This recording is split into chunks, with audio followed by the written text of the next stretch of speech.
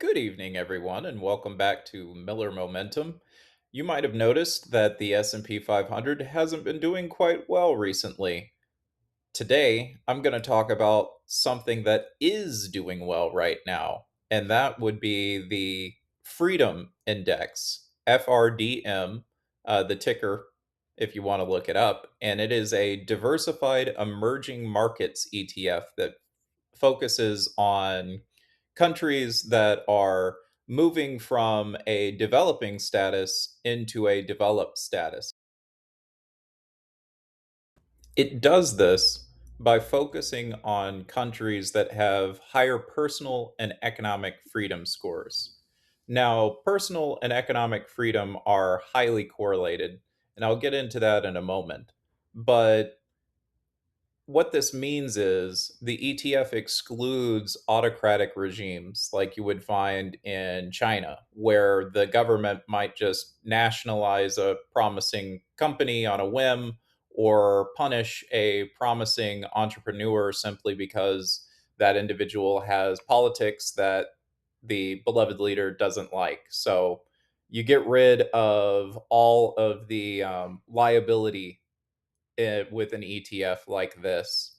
And if you look at its holdings and you look at it by country, you can see that the weight is very heavily on countries like Taiwan, Chile, South Korea, Poland, Brazil, real economic powerhouses that are coming into their own. And the performance difference is quite significant.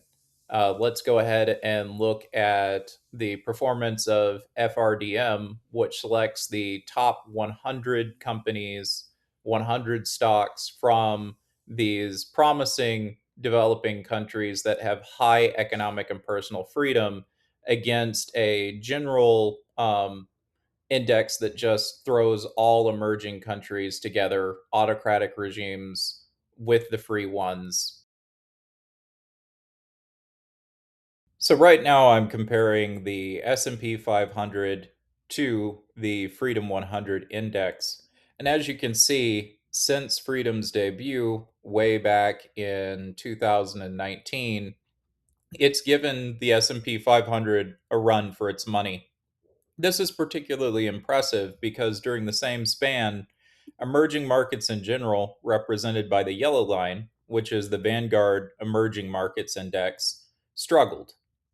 And in fact, looking at freedom, which you can think of as a momentum approach that's looking at economic and freedom momentum instead of just purely price momentum, it's really keeping pace with Invesco's International Developed Country Momentum Fund, which is also in the Miller Momentum portfolio. Check out some videos on that to see how all these funds work together. But the bottom line is that focusing on selecting companies from countries with high economic and high personal freedom scores really pays off. And there's a great reason for that. What is that reason? Well, it has to do with the term free market. You can't have a free market if you don't have a free people.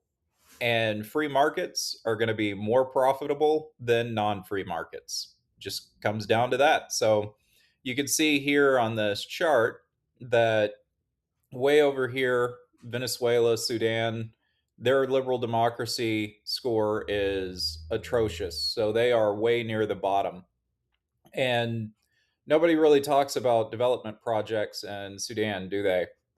But if you look over on the right side of things, you've got, New Zealand, you've got Denmark, you've got the United States, you've got the Czech Republic, you've got Peru and Jamaica and Malta.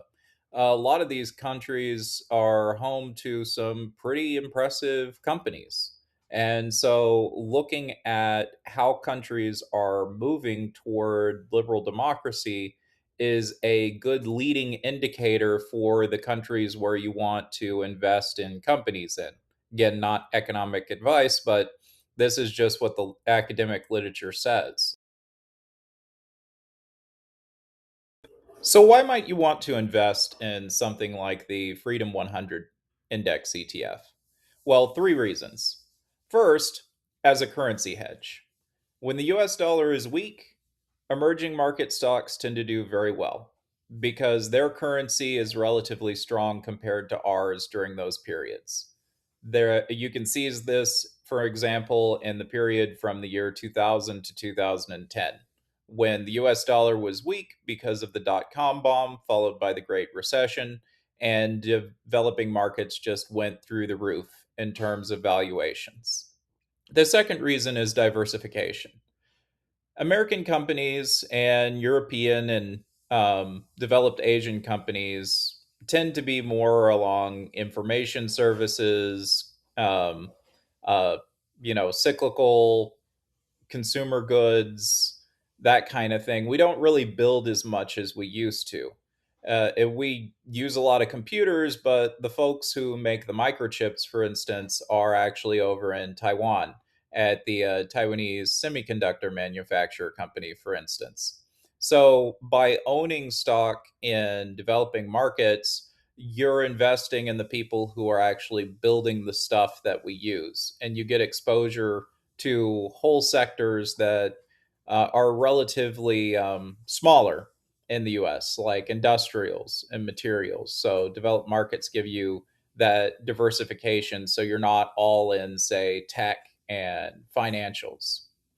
And third, well, we want people to be free, right? So our investment should do at least some good in the world by investing in companies that are in countries that are up and coming and granting their citizens more freedom and more ability to become entrepreneurs and such. We're making the world a better place. So it's cool when you can make money by doing good. Well, thank you for tuning in to Miller Momentum. I hope you enjoyed this video. Please stick around for some other ones and check out the video on my full Miller Momentum flagship portfolio. You won't be disappointed. And until next time, let's just keep on rolling. Catch you later.